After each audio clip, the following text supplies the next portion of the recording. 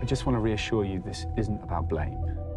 It's about using what happened to all of us, this thing we all just lived through, those of us who did live through it. It's about using it as a teaching moment. I've always hated that phrase. Me too.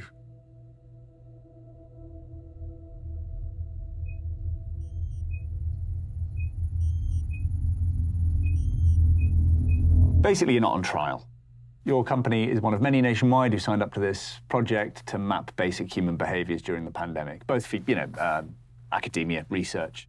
Also to help us plan for future crises using all the... Sorry, us being?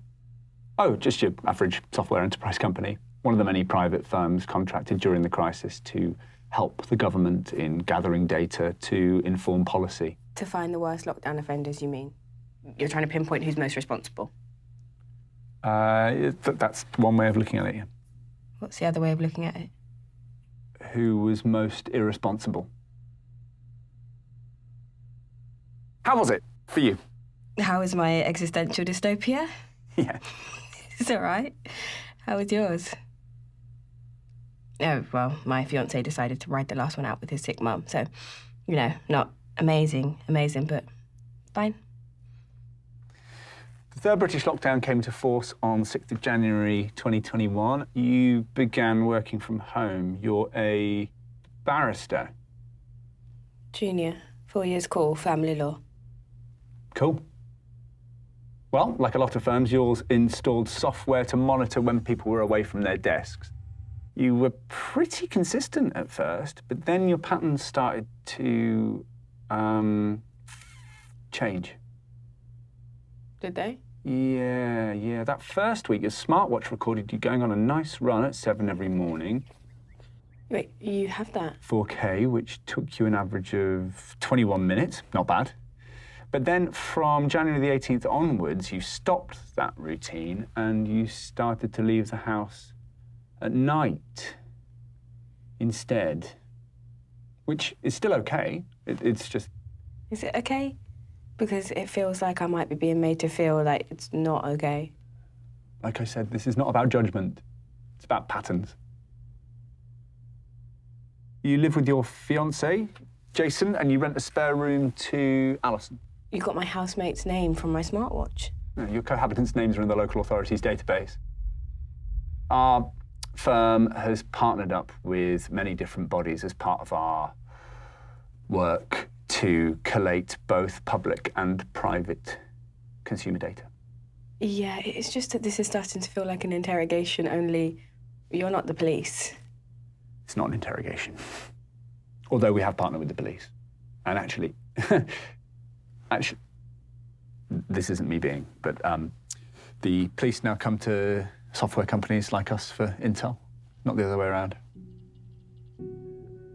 To the evening of January the 19th, then, you left the house in non-running gear without your smartwatch or your smartphone, almost like, I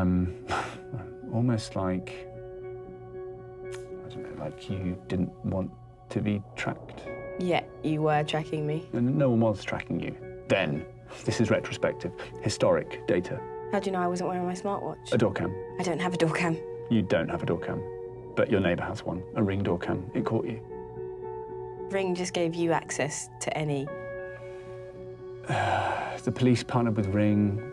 We partnered with the police. Look, the point is, Rachel, can I ask you where you went and why? Just for this study, that's all. We didn't pick you up via any facial recognition on CCTV. Probably because you were wearing a mask. Very good. Although, I'm not going to lie, that has been a bit of a nightmare in my field, let me tell you. I have no idea what... Who the hell remembers this stuff? You repeated these little jaunts for about a week. Sometimes with your smartwatch on now. Maybe if you got to take it off. Easily done. You went to roughly this location. What was there? Who was there? Do you know what I think? I think you missed your fiancé. Do you? I think this was an extraordinary, traumatic time, and it was hard. The real world was shuttered up, leaving only the digital world and its offer of new temptations. I'm not a psychologist or a sociologist, I'm an analyst. But judging by the data and, frankly, my own personal observations, I think the boundaries were crossed by many of us, by most of us, understandably. Even the prudish Brits, with messages that become images, that become videos, that become live videos. Our hidden fantasies and exposed faces. Even though we vaguely know deep down that these images we send, they're not going straight to that other person's device, even though that's what it feels like, you know, an intimate one-to-one connection. No, they're instead being handed over to a tech company to store on a server that's probably in a different country with different laws, where it will sit, possibly forever. We know that, but we're also only human. I think it's also because the home changed too, didn't it? Literally, the nature of what the home had been for centuries gone within weeks. From a private place, a sanctuary, to a public space of work. And we were forced to welcome anyone and everyone into it through a screen. But I didn't send anything to Jason or... Are you really sitting here suggesting I betrayed my fiancé? We know you started to develop huge feelings of anxiety and guilt about something, okay? You can read all the location settings and data sets you like. You can't get inside my head, my heart. Actually, when you return home from that first evening away from the house, your smart home thermostat registered you showering for a full 20 minutes. Trying to wash something away. Excuse me? That night and many nights following, you had a deeply restless sleep. You asked Alexa to list COVID symptoms on the morning of the 21st at 9:34, and Alexa returned results to you from the NHS website. That could have been my housemate. It was your voice. And by the way, your Alexa, your Echo, your Siri, your Google Dot, they are always listening. Why, I wonder, did you have to check symptoms if you hadn't been close to anyone outside your house? And why were you Googling questions around forgiveness, Rachel, at 3 a.m. in the morning? How to forgive. Can you forgive someone who hurt you? Jesus Christ, this is some Stasi level. And then, of course, there's the contact tracing app, which all dutiful citizens downloaded. Well, that tells us that you were in the presence of someone who also had the app for sustained periods. A man who wasn't your fiancé, a man who, when you were in his company, that first night that you were in his physical proximity, your heartbeat went up and up and up. So you see, it is possible to see into your heart, maybe even to see what you refuse to acknowledge yourself. I no longer consent. This is beyond the remit. You have no right. Right?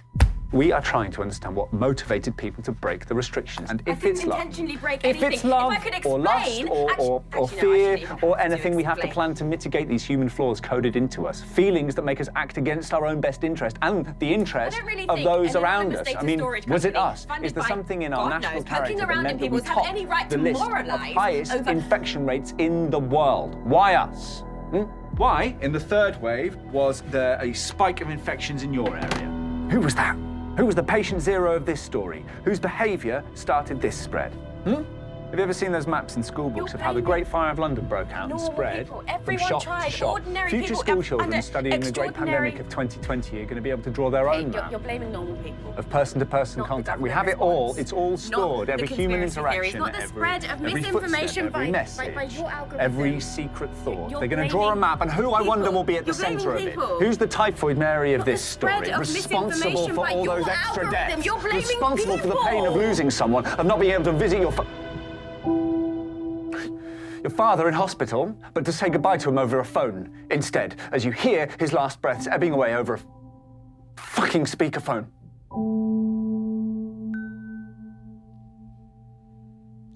Apple. Reminder to stand and breathe.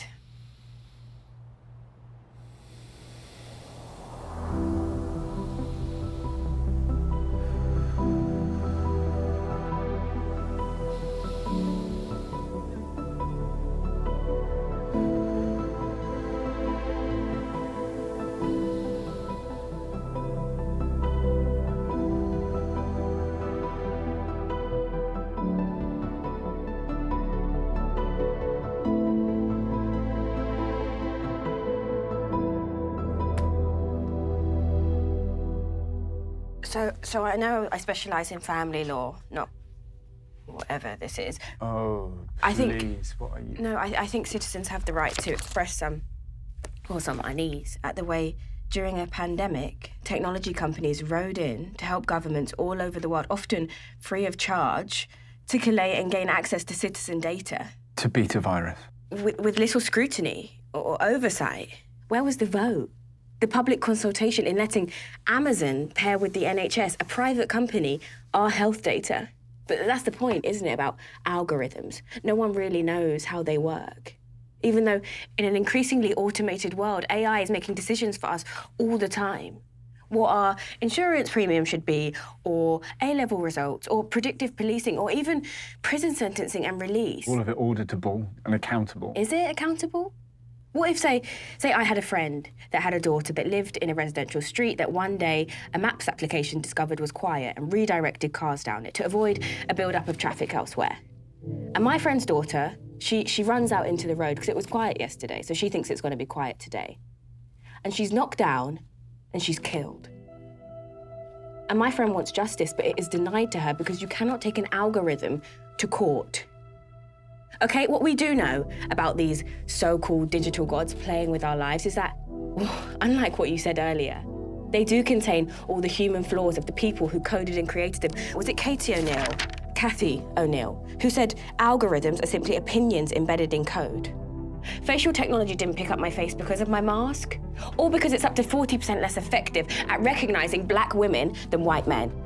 And you're asking me to submit myself to the infallibility of a system that doesn't allow anyone to pop open the hood and take a look inside. I do not submit myself to it, to any of it. Not everything can be known from data. People are individual. We are complex.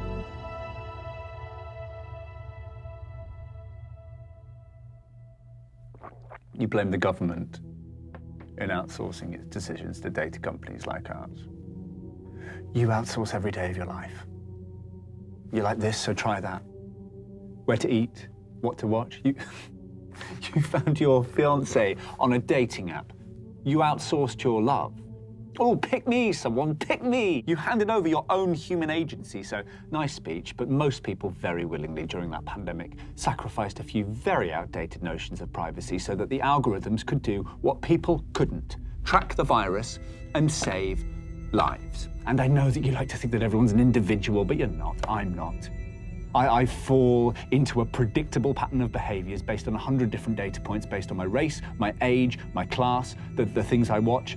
You think you're one in a million? Congratulations. On a planet of 8 billion, that means there are more than 8,000 people exactly like you.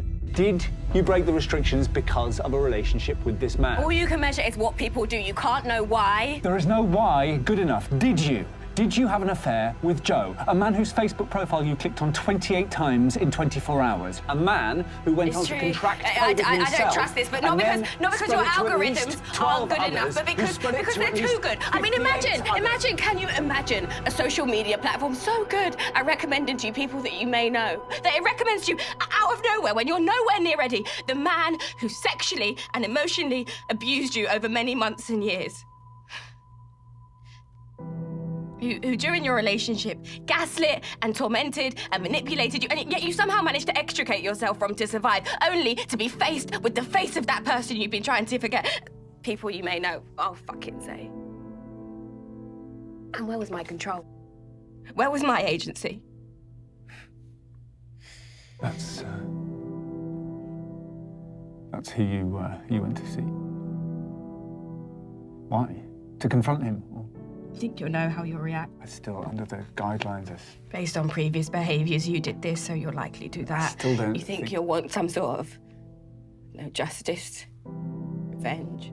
But when you enter their world, when you read what they're writing, see them struggling, I mean, well, like we all were, posting thoughts about ending it all and seeing no one come to their aid, well, sometimes you can surprise even yourself.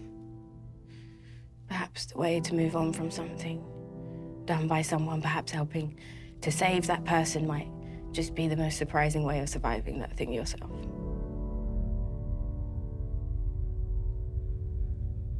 How to forgive? People are unpredictable. Possibly. But viruses aren't.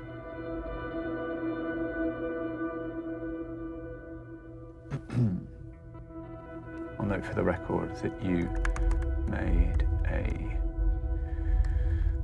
personal decision to break the restrictions to possibly save a life, but I'm sorry, that may have killed 20 more by transmitting the virus, and that's why the data knows best. And that's why we must hand ourselves over to it. As emotional beings, we are simply unable to measure that equivalence ourselves. So, your audit trail will go into the system and an automated verdict delivered to you in due course. Will I be able to appeal? Yeah, of course. Although the outcome will be the same. Algorithms, they don't tend to change their minds. Would you like an Uber home? Recommending I walk. Well, if that's what it recommends.